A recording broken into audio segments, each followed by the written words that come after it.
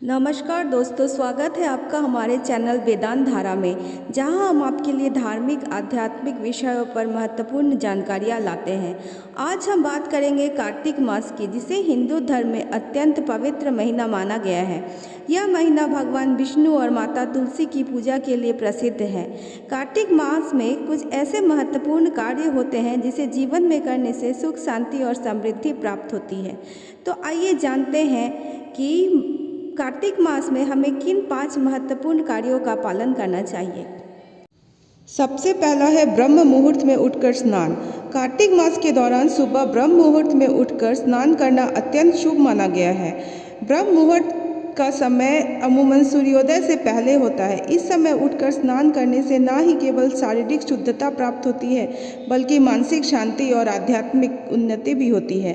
कार्तिक मास में विशेषकर गंगा या किसी भी पवित्र नदी में स्नान करने का विशेष महत्व है। यदि पास में नदी या सरोवर नहीं है तो आप गंगाजल मिलाकर भी अपने स्नान को पूरा कर सकते हैं।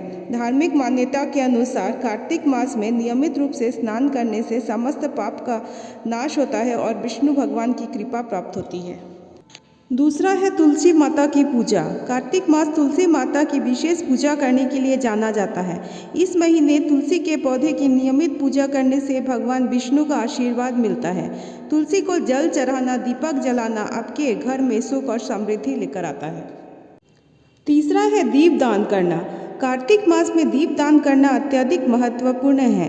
दीपावली के बाद कार्तिक मास में प्रतिदिन तुलसी के पौधे के पास दीपक जलाना अत्यंत शुभ माना जाता है। खास तौर पर कार्तिक पूर्णिमा के दिन दीप दान करना भगवान विष्णु को अधिक प्रिय है। मंदिरों में, घरों के बाहर, गंगा के किनारे दीप जलाना अत्यंत पुण्यकारी होता है।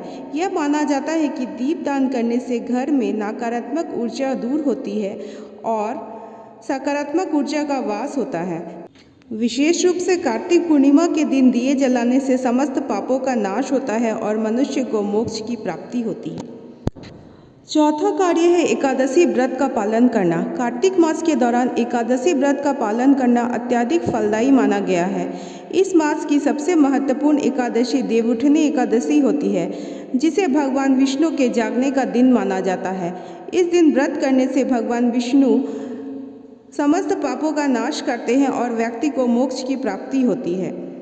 कार्तिक मास में जितनी अधिक एकादशी का व्रत रखा जाता है, उतना ही ज़्यादा पुण्य की प्राप्ति होती है। पांचवा, कार्तिक मास में भगवान विष्णु के भजन कीर्तन करना अत्यंत शुभ माना गया है। यह मास धार्मिक कार्यों में अधिक समय बिताने का होता है। धार्मिक ग्रंथों में बताया गया है कि इस महीने भगवान का नाम स्मरण करने, कथा और सत्संग सुनने से मन को शांति और आत्मा में शुद्धि होती है। मंदिरों में आयोजित होने वाले भजन कीर्तन तथा कथा सत्संग में हिस्सा लेकर मनुष्य को भगवान के करीब जाने का अवसर मिलता है।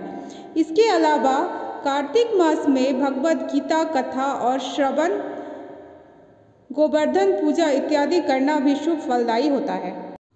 तो दोस्तों, ये थे कार्तिक मास में किए जाने वाले 5 धार्मिक कार्य, जिन्हें करके आप अपने जीवन को आध्यात्मिक रूप से समृद्ध बना सकते हैं। यह पवित्र महीना हमें भगवान विष्णु और तुलसी माता की कृपा प्राप्त कराने का विशेष अवसर प्रदान करता है। यदि आप इन 5 कार्यों को श्रद्धा और समर्पण से करेंगे तो जीवन में सुख, शांति और समृद्धि का वास होगा।